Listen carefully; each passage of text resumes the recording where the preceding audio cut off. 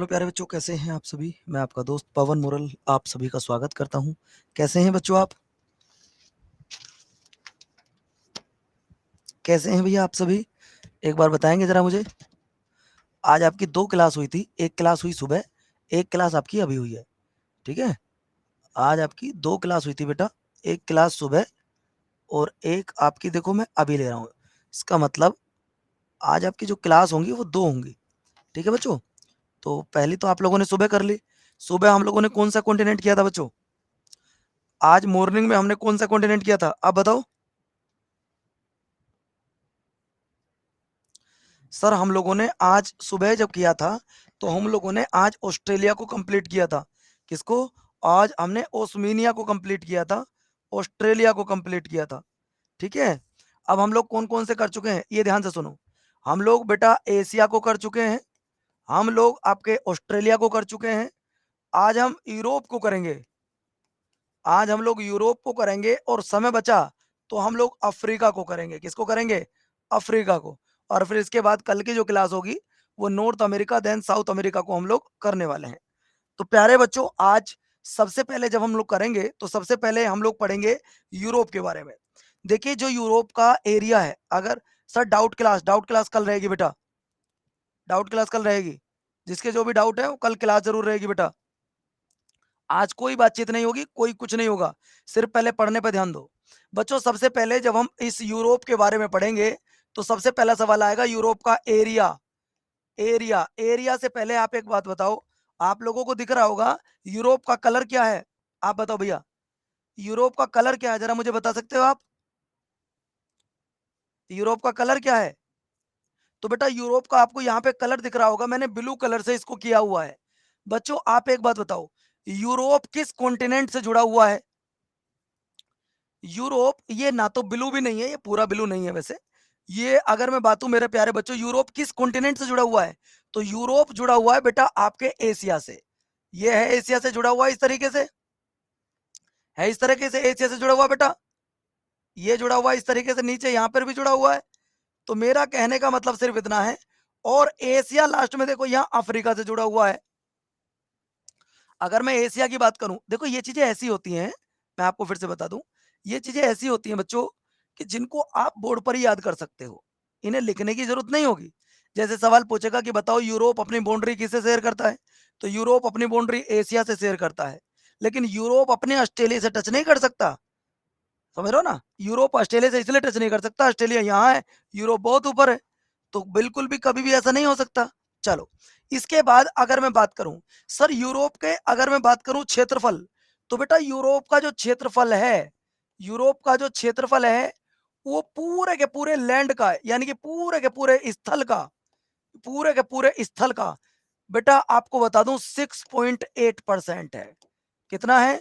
6.8% है। ध्यान से सुनो, मैं जो आपको पढ़ा रहा हूं आज ये चीजें आपको पीडीएफ में लिखी हुई नहीं मिलती हैं, जो मैं आपके सामने करा रहा हूं ये तो ऐसी है बेटा, इन्हें आप आराम से याद कर सकते हो। एक मिनट, एक सेकंड।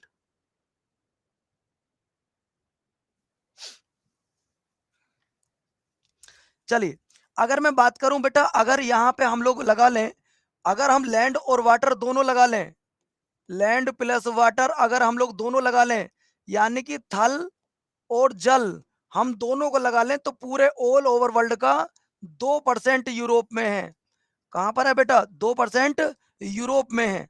इसके बाद अगर मैं आपसे पूछूं कि भाई ये बताओ, यूरोप का टोटल अगर हम बात करें, भाई एरिया में कौन, पॉपुलेशन में कौन सा नंबर है?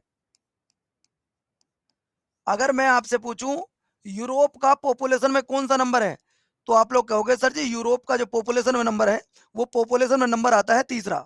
पॉपुलेशन में कौन सा नंबर है बच्चों? तो पॉपुलेशन में नंबर है आपका तीसरा। लेकिन अगर मैं पूछूं एरिया में कौन सा नंबर आता है, अगर मैं आपसे पूछूं भाई भारत सारे कॉन्टिनेंट में आपने बताया सर पॉपुलेशन में तो तीसरा है, लेकिन अगर मैं पूछूं एरिया में कौन सा है, तो बेटा एरिया में हो जाएगा मेरे प्यारे साथियों आपका सिक्स्थ। एरिया में हो जाएगा आपका सिक्स्थ। तो जितने भी डाउट मैंने आपके सामने लिखे हैं इन्हें नोट कर लो, इन्हें नोट कर लो बेटा। सबसे पहले टोटल एरिया अगर आपसे पूछे तो 6.8%। अगर आपसे पूछे लैंड प्लस वाटर दोनों का परसेंट पूछे तो 2%। अगर आपसे पूछे यूरोप पॉपुलेशन में कितने नंबर पर है, तो बेटा तीसरे नंबर। यूरोप एरिया में कितने नंबर पर है सर, 6 नंबर पर। सारे पॉइंट लिख लो, सारे पॉइंट लिख लो बच्चों एक बार। एरिया में पहले नंबर पर कौन है? अरे यार कितना आसान सवाल पूछा है। एरिया में पहले नंबर पर कौन है? तो यार दुनिया जानती है। एरिया में पहले नंबर पर आपको दिख रहा होगा कितना बड़ा एशिया है।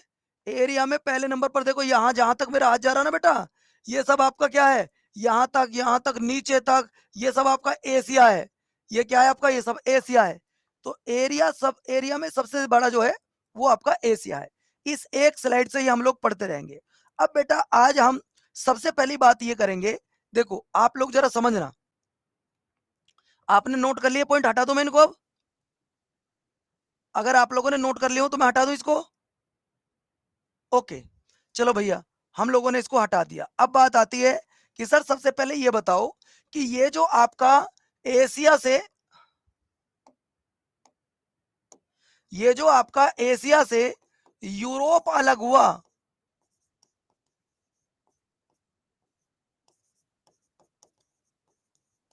जो एशिया से यूरोप अलग हुआ, वो किस पर्वत ने अलग कराया? तो दोस्तों इन दोनों के बीच में एक पर्वत है, इन दोनों के बीच में एक पर्वत है। इस पर्वत का नाम क्या है? ये पर्वत श्रृंखला पेपर में कई बार पूछी जा चुकी है कि बताइएगा बच्चों, एशिया और यूरोप को कौन अलग करता है? तो एशिया और यूरोप को जो अलग करते हैं बेटा, वो आपका पहला तो है यूराल माउंटेन। कौन सा है? Ural mountain. यूराल माउंटेन बेटा, जो आपका एशिया को यूरोप से अलग करता है। अगर ये भी ऑप्शन में ना हो तो फिर एक दूसरा आ जाएगा जिसका नाम होगा काकेकस। क्या नाम होगा भैया? काकेकस, ये नाम होगा बेटा। पहला पर्वत ये है, दूसरा पर्वत है बेटा काकेकस। आप लोग इस बात को समझ गए नहीं समझे, पहले इतना बताओ। आज मैं आपको एक एक पॉइंट बताने वाला हूं, एक एक पॉइंट। भैया सबसे पहले हमने बताया ये एरिया में कितना है, हमने आपको बताया पॉपुलेशन में कितना है, हमने आपको बताया कि ये किससे अलग हो रहा है, हमने आपको बताया कि ये किस पर्वत के द्वारा अलग हो रहा है। तो यहां तक किसी का कोई डाउट हो तो मुझे बताओ। यहां तक कोई बच्चा मुझसे कुछ पूछना चाहता है? तो आप लोग कहोगे सर नहीं, यहां तक तो सब कुछ क्लियर चल रहा है। अब बात आती है कि यूरोप महाद्वीप की कुछ फेमस रिवर के बारे में जानो। यहाँ पर कुछ फेमस या मेजर रिवर हम लोग लिखेंगे। हम लोग क्या लिखेंगे बेटा? Major river. यहाँ हम लोग मेजर रिवर जानेंगे यूरोप की। यूरोप की मेजर रिवर के बारे में कोई बच्चा जानता है कि यूरोप की मेजर रिवर कौन कौन सी है? क्या आप मुझे बता सकते हो कि यूरोप की मेजर रिवर को? सर तेज पढ़ाओ। नहीं पढ़ाऊंगा, बहुत धीरे पढ़ाऊंगा बेटा, आराम से पढ़ो।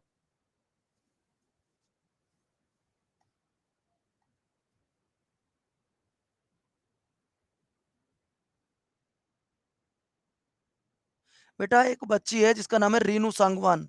उन्होंने मुझे अभी बताया कि कोई प्रशांत कुमार का नाम लड़का है, उसने आज इकोनॉमिक्स की क्लास में गाली दी है। क्या कुछ ऐसा है?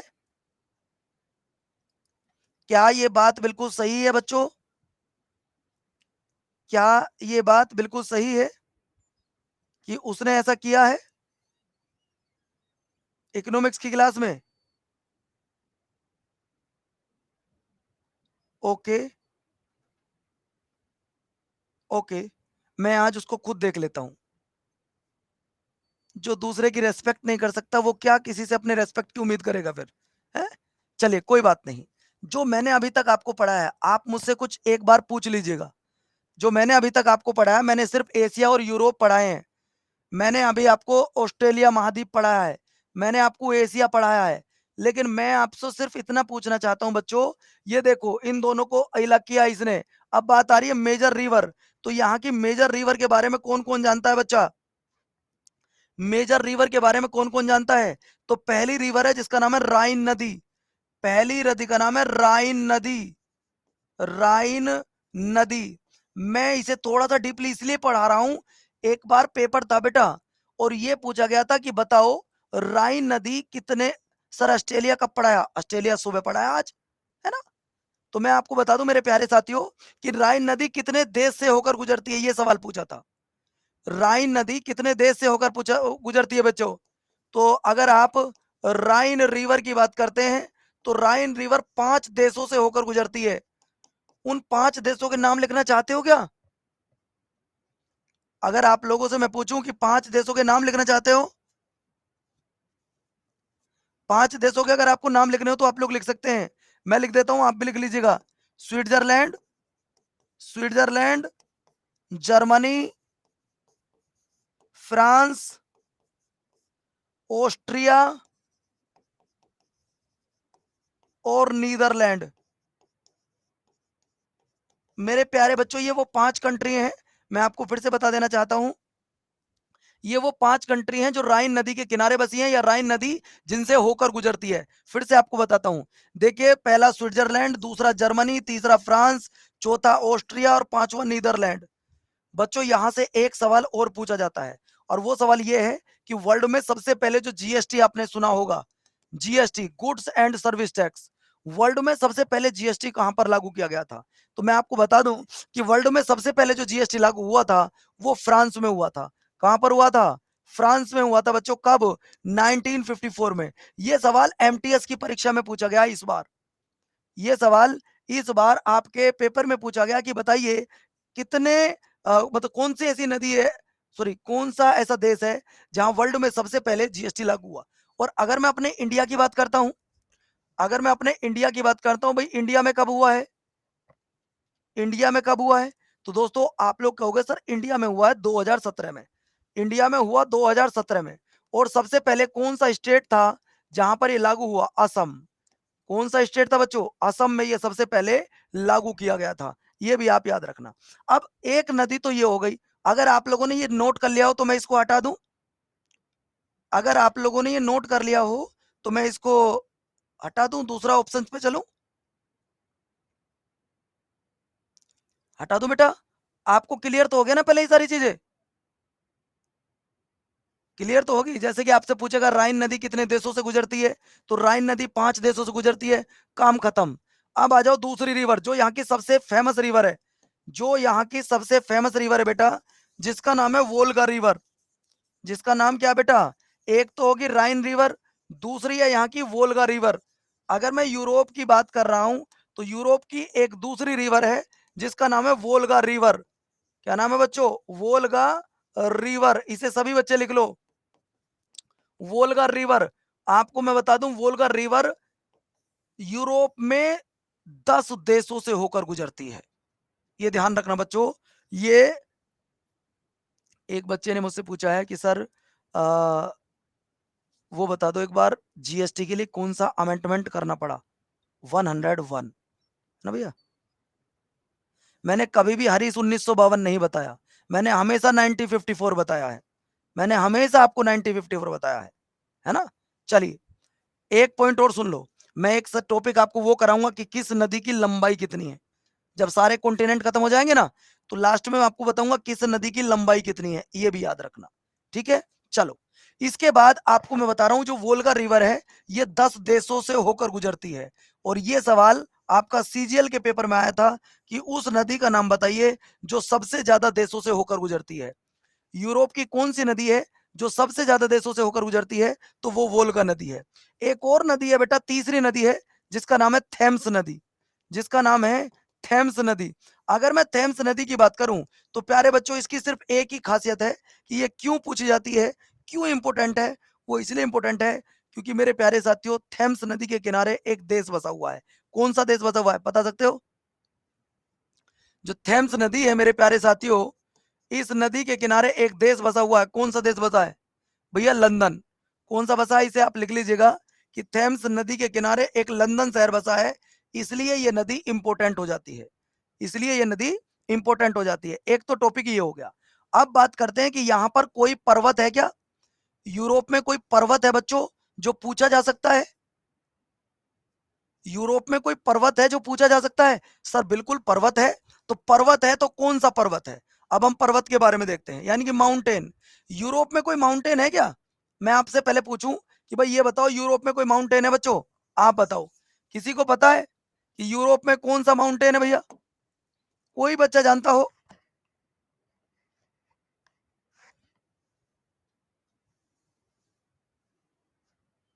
देखिए अगर मैं आपसे पूछूं कि तो यहाँ के दो पर्वत हैं जो सबसे ज्यादा इंपॉर्टेंट है, एक तो है ब्लैक माउंटेन, एक तो है बेटा ब्लैक माउंटेन। पहला तो आप ये सुन लीजिएगा, पहला कौन सा है जिसे हम लोग बोलते हैं बेटा आपका ब्लैक पर्वत। पहला तो है जिसे हम लोग बोलते हैं ब्लैक पर्वत। और बेटा ये सवाल पेपर में पूछा गया कि बताइए ब्लैक पर्वत किस कंट्री में पड़ते हैं, ब्लैक पर्वत किस कंट्री में पड़ते हैं? कॉन्टिनेंट तो यूरोप है, लेकिन बच्चों जो ब्लैक माउंटेन है अगर मैं इसकी बात करूं ये पड़ता किस कंट्री में है, तो दोस्तों ये पड़ता है आपका जर्मनी में। कहां पड़ता है? ये आपका जर्मनी में पड़ता है। कहां पड़ता है भैया? जर्मनी में पड़ता है। बात क्लियर होगी।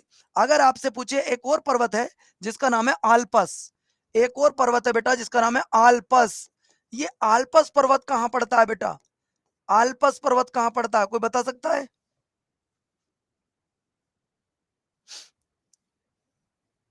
बोलो भैया। अगर मैं आपसे पढ़ूं भाई ब्लैक माउंटेन कहां पड़ता है, तो आप लोगों ने बताया सर ये जर्मनी में पड़ता है। आल्पस पर्वत कहां पड़ता है? सर ये यूरोप में पड़ता है ना। ब्लैक फॉरेस्ट कहां, वो भी जर्मनी में है। बात क्लियर हो गया। सर जी आल्पस कहां पड़ता है? तो आल्पस की अगर मैं बात करूं तो ये बेटा 4 देशों में पड़ता है। ये कितने देशों में पड़ता है? 4 देशों में पड़ता है। एक बार पेपर हुआ था, सिर्फ एक बार। इसकी सबसे ऊंची चोटी कौन सी है? एक बार पेपर हुआ था बेटा। ये 4 देशों में पड़ता है, फ्रांस, स्विट्जरलैंड, इटली और जर्मनी। ये ध्यान रखना 4 देशों में है, फ्रांस, स्विट्जरलैंड, इटली और जर्मनी, इन 4 देशों से ये गुजरता है।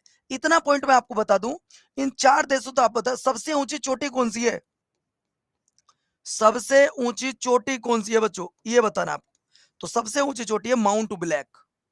सबसे ऊंची चोटी है बेटा माउंट ब्लैक। ब्लैक माउंट नहीं, माउंट ब्लैक, आप लिख लीजिएगा उसे, माउंट ब्लैक। ये सबसे ऊंची चोटी है किस पर्वत की? आल्पस पर्वत श्रेणी की। एक पर्वत आपको पता होगा, एक आपका यहाँ पर है काकेकस पर्वत है, एक आपको पता होगा मैंने बताया था यूराल पर्वत है, एक और है बेटा जिस पर्वत का नाम मुझे याद नहीं आ रहा, पिरेनीज पर्वत कुछ ऐसी करके है, छोड़ो। तो ये यूरोप की खास बात थी, ये यूरोप की विशेषता थी जो मैंने आपको बताई है। क्या आप सभी ने ये पॉइंट नोट कर लिए? क्या आप सभी ने ये पॉइंट नोट कर लिए बच्चों?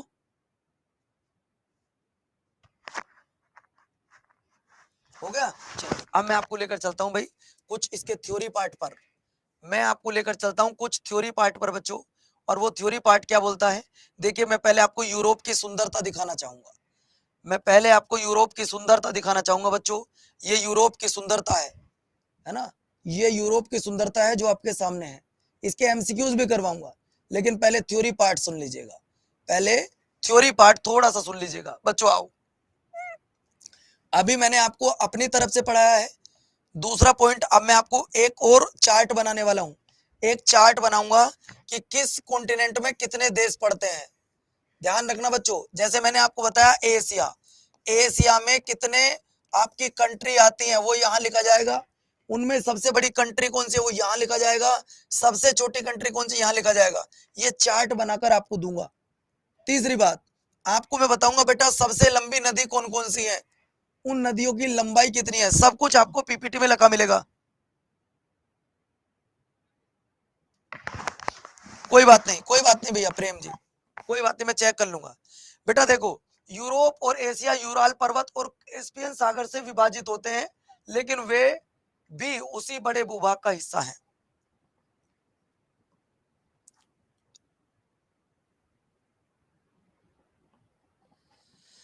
पहले ये बताओ, जो मैंने अभी आपको कॉन्टिनेंट पढ़ाए क्या उसमें किसी को कोई दिक्कत है? जो मैंने आपको पढ़ाया है क्या उसमें किसी बच्चे को कोई दिक्कत है? सच बताना ईमानदारी से।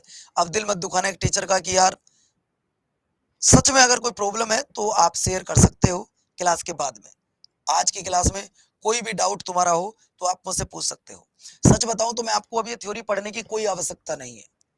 मैं सच में बता रहा हूं बच्चों, अब आपको थ्योरी पढ़ने की कोई भी आवश्यकता नहीं है। आप ये ईमानदारी से देखो, मैंने आपको सब मैप के माध्यम से पढ़ाया था। ये देखो, Europe and Asia are divided by the Ural mountain. मैंने आपको खूब अच्छे से पढ़ाया था कि यूराल माउंटेन कहाँ है। और वो किस तरीके से इन दोनों को अलग करता है। बात क्लियर हो गया। चलो अगला सवाल देखो बेटा, अगला सवाल की अगर हम बात करते हैं, देखिए माउंट एलब्रस इस महाद्वीप की सबसे ऊंची चोटी है। यूरोप की कुछ सबसे बड़ी पर्वत श्रृंखलाएं जैसे बाल्कन, पाइरेनीस, एपिनेस और कैटब्रियन और दिनारिक आल्पस शामिल हैं। इसे आप एक बार वेरी वेरी मोस्ट इंपोर्टेंट करके लिख लीजिएगा, है ना, इसे आप एक बार इंपोर्टेंट करके लिख लीजिएगा। और हाँ बच्चों, एक बात बताओ यार, कल जो मैं आपको 1000 क्वेश्चन देने वाला हूं वो कैसे दूं, कहां पे दूं वो 1000 क्वेश्चन?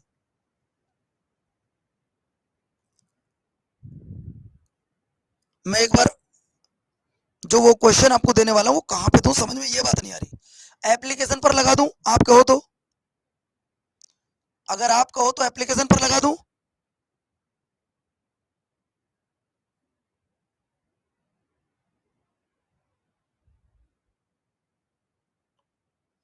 सुनो यार, अगर मैं इसको देता हूं तो मैं ये नहीं चाहता कि वो सब बच्चों पे जाए, मैं चाहता हूं सिर्फ उन पे जाए जो पेड़ में पढ़ रहे हैं।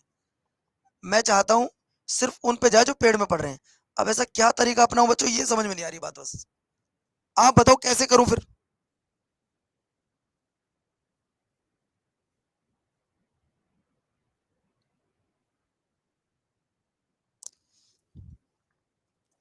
समझ में नहीं आ रहा कैसे करूं बेटा, या तो फिर उसे पिन करूं या फिर पीडीएफ में लगाऊं, कुछ ना कुछ तो करना पड़ेगा, कुछ ना कुछ तो करना पड़ेगा, ठीक है। चलिए कोई बात नहीं दोस्तों, मैं करता हूं उसका कुछ ना कुछ व्यवस्था।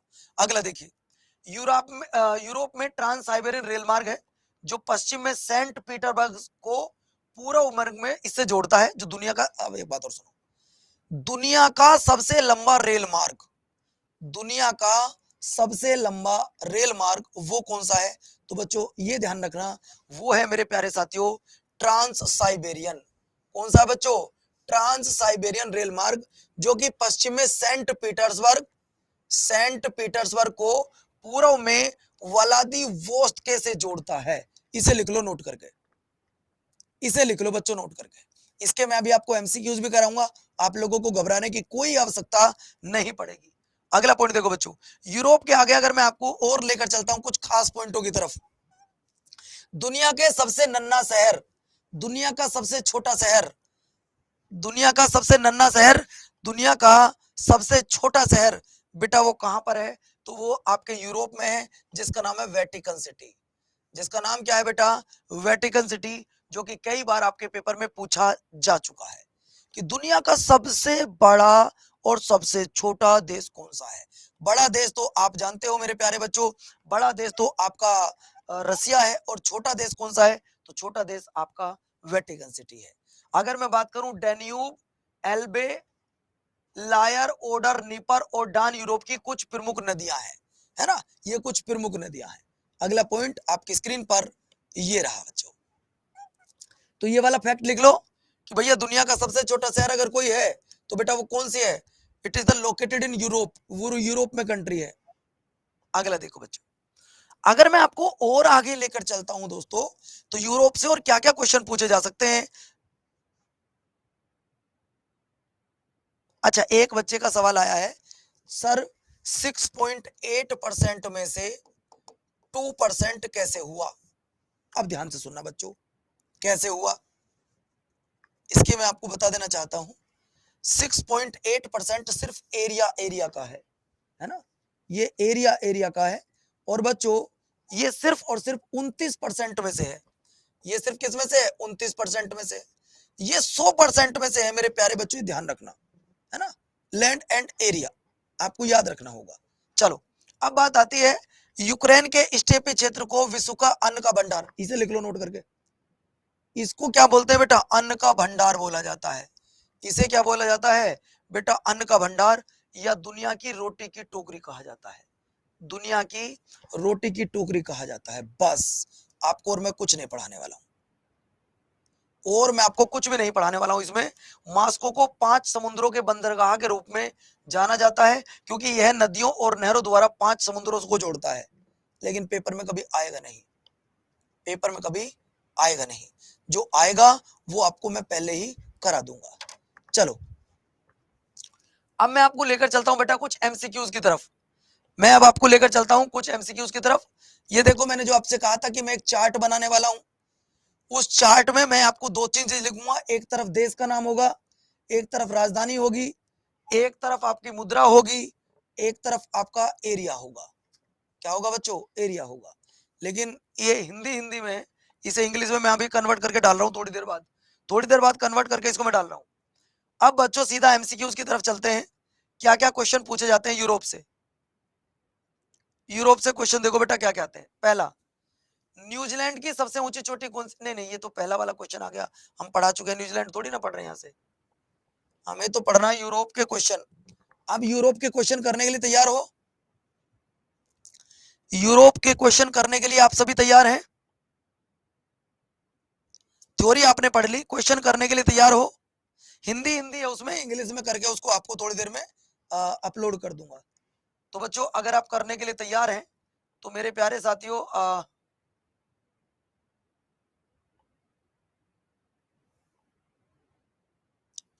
चलो यहां से शुरू होता है भैया।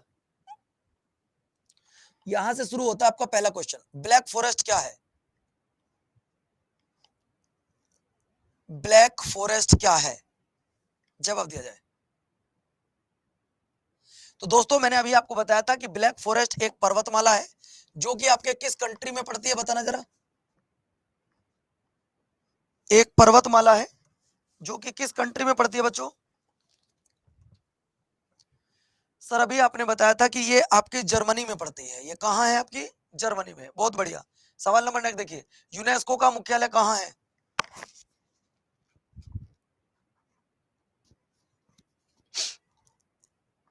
यूनेस्को का मुख्यालय कहां है? इंटरनेशनल ऑर्गेनाइजेशन बहुत सारे ऐसे हैं जो मुझे कराने हैं, ठीक है। Where is the headquarter of the UNESCO located? दोस्तों ये आपका पेरिस में है। कहां पर है? पेरिस में। और पेरिस किस नदी के किनारे है, जरा बताना। पेरिस किस नदी के किनारे है, ये बताना भाई। पेरिस किस नदी के किनारे बच्चों? तो पेरिस आपका सीन नदी के किनारे है। किसके? सीन नदी के किनारे है। अगला देखिए, यूरोप की सबसे व्यस्त नदी कौन सी है? पो नदी, राइन नदी, सीन नदी या डेन्यूब नदी? भैया अगर मैं बात करता हूं सबसे व्यस्त नदी की, तो दोस्तों ये है आपकी राइन नदी। राइन नदी कितनी कंट्री से निकलती है, ये मैंने आपको पहले बताई थी।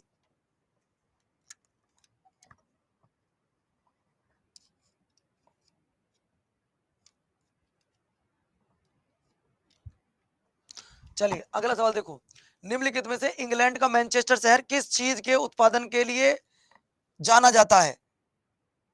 5 देशों से निकलती है, वोल्गा निकलती है 10 से बेटा। अगला बताओ। देखिए सबसे पहले अगर इंडस्ट्रियल एरिया पर काम हुआ तो वो इंग्लैंड में ही हुआ है। और भैया मैनचेस्टर किस चीज के लिए जाना जाता है दोस्तों? वो जाना जाता है आपका कॉटन के लिए, कपड़ों के लिए, और वो भी सूती कपड़ों के लिए, कॉटन क्लॉथ्स। अगला देखो, अगला सवाल आपकी स्क्रीन पर ये रहा, विश्व का सबसे बड़ा देश कौन सा है? अब यार ये तो कोई भी बच्चा बता देगा। विश्व का सबसे बड़ा देश कौन सा है? तो ये तो बच्चा बच्चा जानता है कि सर जी ये रूस है। ये किस महाद्वीप में आता है? रूस किस महाद्वीप में आता है? तो बच्चों रूस की जवाब बात करोगे, रूस आपका एशिया में आता है। किसमें? एशिया में। ठीक है बच्चों। अगला देखिए, अगर मैं आपसे पूछूं सबसे छोटा देश कौन सा है, अब आप तुरंत बता दोगे। सबसे छोटा देश कौन सा बच्चों? अगर मैं आपसे पूछ रहा हूं भाई सबसे छोटा देश कौन सा है, तो सबसे छोटा देश अभी आपने बताया सर वेटिकन सिटी है। कौन सा है? Vatican city. और वेटिकन सिटी किस कॉन्टिनेंट में आता है? सर वेटिकन सिटी आपके यूरोप में आता है। बहुत बढ़िया, अभी तो बताया मैंने अभी थोड़ी देर पहले। अगला देखिए, गल्फ स्ट्रीम जो कि एक गर्म जलधारा है जिसे यूरोप का गर्म कंबल कहा जाता है, वह किस महासागर में बहती है? तो भैया आप कहोगे सर जी ये आपके अंटार्कटिका महासागर में बहती है। अगला देखो, जर्मनी और फ्रांस की प्राकृतिक सीमा कौन सा पर्वतमाला बनाती है? एक तरफ जर्मनी है, एक तरफ फ्रांस है। इन दोनों की जो आपकी बाउंड्री बनती है उसे कौन एक तरीके से तैयार कर रहा है? यूराल पर्वत, बासेज पर्वत, ब्लैक फॉरेस्ट पर्वत, आल्पस पर्वतमाला?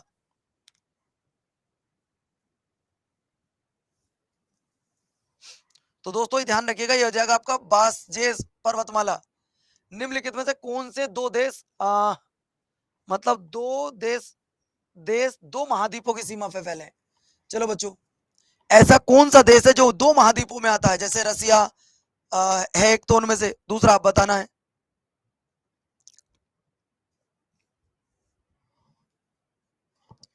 जो 2-2 कॉन्टिनेंट में फैले हुए हैं बेटा, तो उनका नाम हो जाएगा मेरे प्यारे बच्चों रसिया और तुर्की। अब तुर्की का नया नाम क्या बेटा? नया नाम क्या बन गया? तुर्की देश का नाम चेंज हो गया है। पता है किसी को तुर्की देश का नया नाम क्या है? तो बेटा तुर्की देश का नया नाम हो गया तुर्कीये। क्या हो गया भैया? तुर्कीये। लिख सकते हो दोस्तों आप, ये नया नाम हो गया तुर्कीये। तुर्की देश का नया नाम कर दिया गया है तुर्कीये।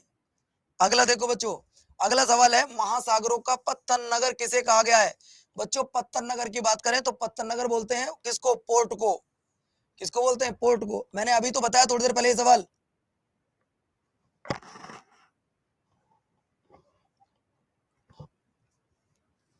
बोलो भैया। अरे अभी तो आपको बताया था थोड़ी देर पहले कि मास्को है, ये 5-5 महासागरों को जुड़ा है, अभी तो हम बताए थे थोड़ी देर पहले ही। अगला देखिए, रूस में कितने टाइम जोन है? ये सवाल ध्यान रखना। हमारे भारत में तो एक टाइम जोन है, लेकिन अगर आप रूस में बेटा यहाँ पश्चिम से पूर्व तक की तरफ जाओगे तो कितनी बार आपको अपनी घड़ी में टाइम बदलना पड़ेगा? बच्चों ध्यान रखना, यहाँ पे आपके 11 टाइम जोन है। कितने? 11 टाइम जोन। हमारे भारत में तो एक टाइम जोन है, वहां पे 11 टाइम जोन आपको मिलेंगे। अगला देखो, यूरोप का मरीज किसे कहा जाता है?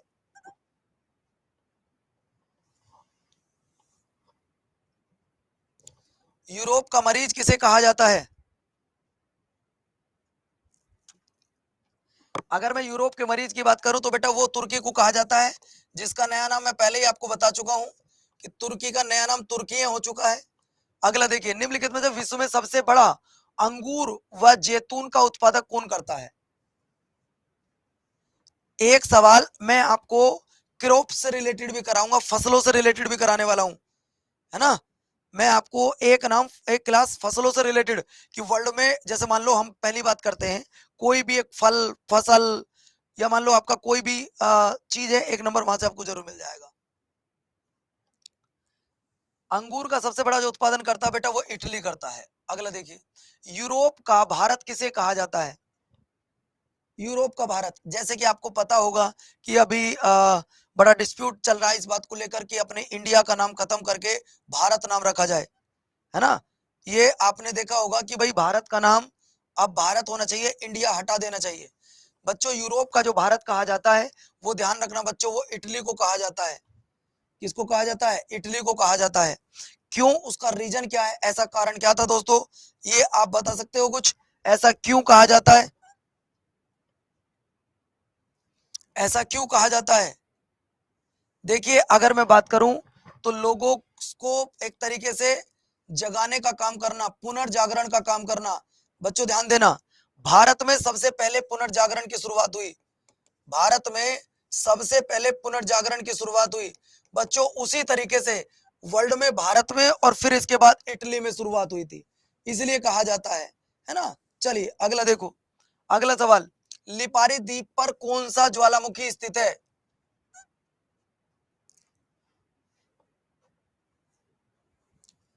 लिपारी द्वीप पर कौन सा ज्वालामुखी स्थित है? तो बच्चों ये हो जाएगा आपका स्ट्राम्बोली। इंपोर्टेंट करके लिखना बेटा, इंपोर्टेंट करके लिखना साथियों। अगला देखो, अगला सवाल है प्रायद्वीपों को महाद्वीप किसे कहा जाता है? प्रायद्वीपों को महाद्वीप किसे कहा जाता है? अरे भैया आप सबको पता है सर जी, यूरोप महाद्वीप। अगला देखो, विश्व का सबसे बड़ा हीरा उत्पादक देश कौन सा है?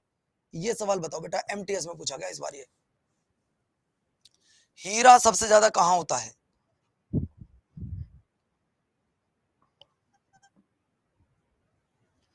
रूस, जर्मनी, मॉस्को या फिर आपका फ्रांस?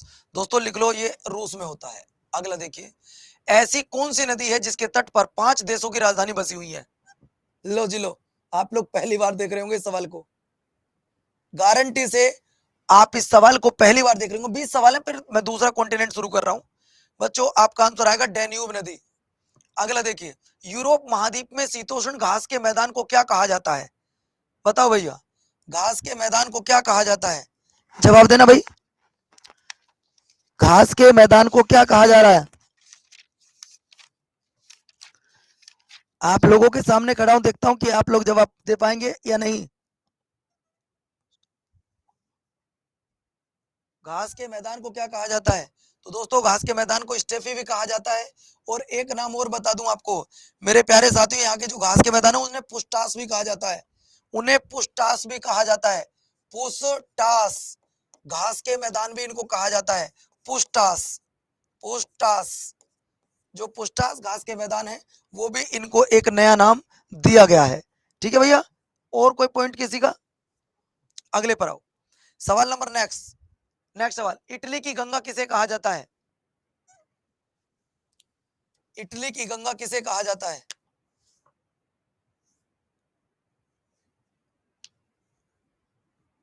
इटली की गंगा किसे कहा जाता है? तो बेटा इटली की जो गंगा कहा जाता है, ना तो वो सीन को कहा जाता है ना टाइबर को। अब तुक्का लगाओ, सीन को या वो लोग पोगो नदी को। चलो ए वाले तो गए, ए वाले तो गए। दोस्तों ये कहा जाता है पो रिवर को। किसको कहा जाता है? पो रिवर को कह रहे हैं गुरुजी। किसको? पो रिवर को। यूरोप का यूनाइटेड किंगडम में कौन करता है? देखो यूरोप को यूनाइटेड किंगडम से कौन अलग कर रहा है, ये सवाल आपको बताना है। बोलो भैया।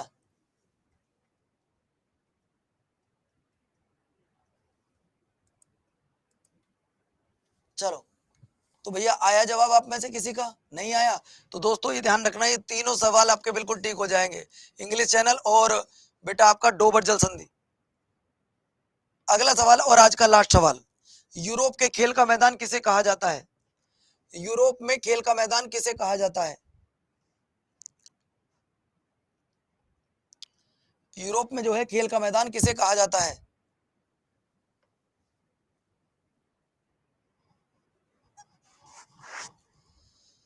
यूरोप में जो है खेल का मैदान किसे कहा जाता है? तो दोस्तों ये ध्यान रखना, ये कहा जाता है आपका स्विट्जरलैंड को।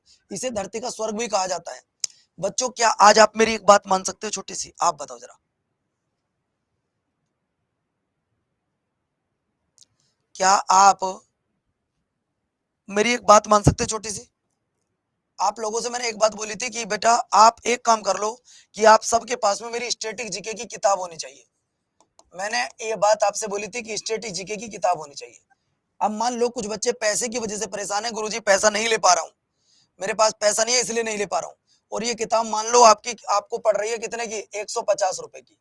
मैं इस किताब की अगर आपको ई बुक दिलवा दूं, अगर मैं आपको इस किताब की ई बुक दिलवा दूं बेटा बहुत कम प्राइस में, तो कैसा रहेगा?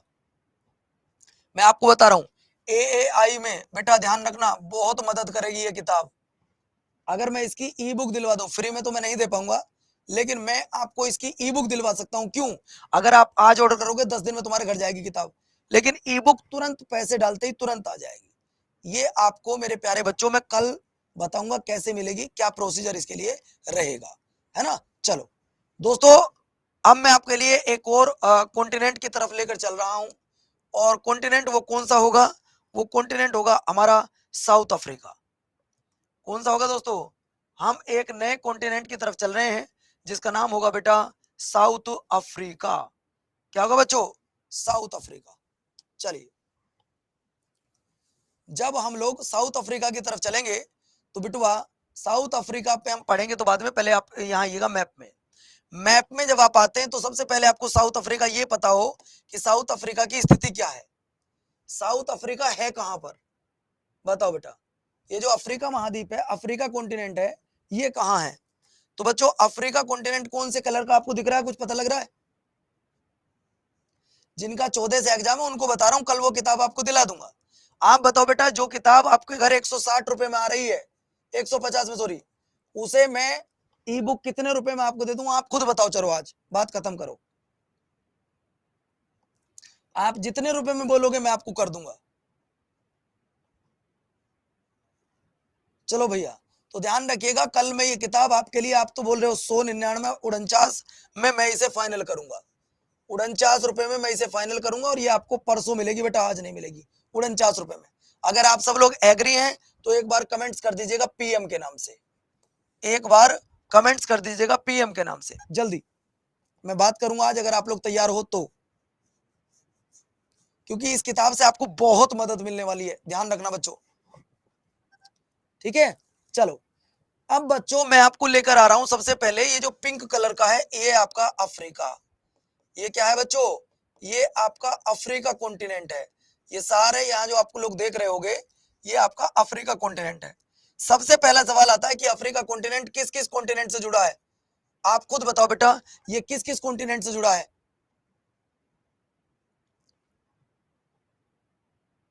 ये किस किस कॉन्टिनेंट से जुड़ा हुआ है?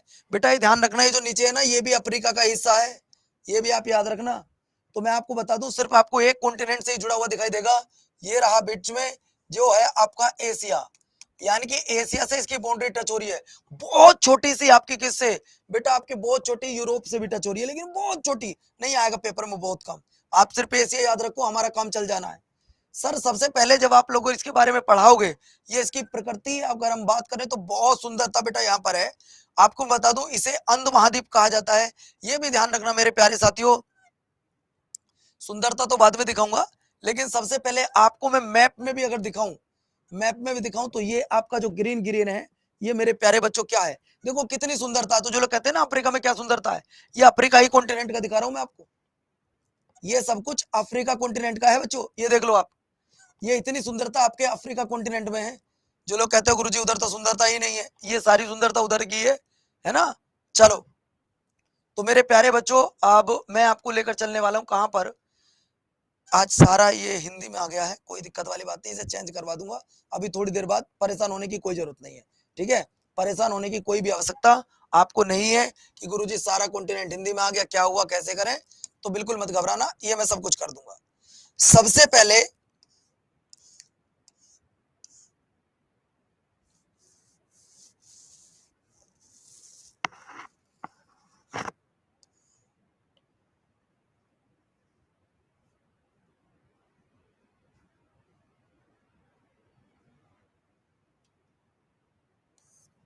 चलो बच्चों इसकी शुरुआत कल ही करेंगे, इसकी शुरुआत कल ही करेंगे। पहले तो आपको मैं ये बता देना चाहता हूं कि 1000 क्वेश्चन की पीडीएफ कैसे मिलेगी आपको। ध्यान से सुनो, 1000 क्वेश्चन की पीडीएफ आपको मिलेगी कैसे? आप सब लोगों के पास मोबाइल में हमारा ऐप है, देखो मैं अपने मोबाइल में दिखा रहा हूं। जिसको पीडीएफ चाहिए 1000 क्वेश्चन की, देख लो कैसे मिलेगी। ये देखो आपको मेरे मोबाइल की स्क्रीन दिख रही है बच्चों? बोलो आपको मेरे मोबाइल की स्क्रीन दिख रही है? दिख रही है? तो इस स्क्रीन पर जब आप जाएंगे तो आपको क्या करना है मेरे प्यारे बच्चों? आपको मेरी कम्युनिटी को जाके ज्वाइन करना है। अभी सारे बच्चों को मेरी कम्युनिटी जाके ज्वाइन करनी है। जब आप मेरी कम्युनिटी में जाके ज्वाइन करते हो जहां पे 23,000 बच्चा जुड़ा हुआ है, जब आप मेरी कम्युनिटी में जाओगे तो इस तरीके से आपको दिखाई देगा। यहाँ यहाँ बेटा, यहाँ देखो,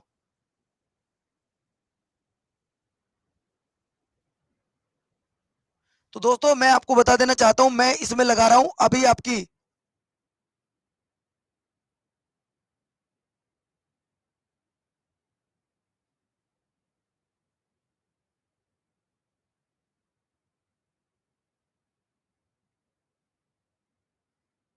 तो बेटा मैं 1000 क्वेश्चन लगा दूं पीडीएफ, 1 घंटे बाद आप 1000 क्वेश्चन वहां से डाउनलोड कर सकते हैं।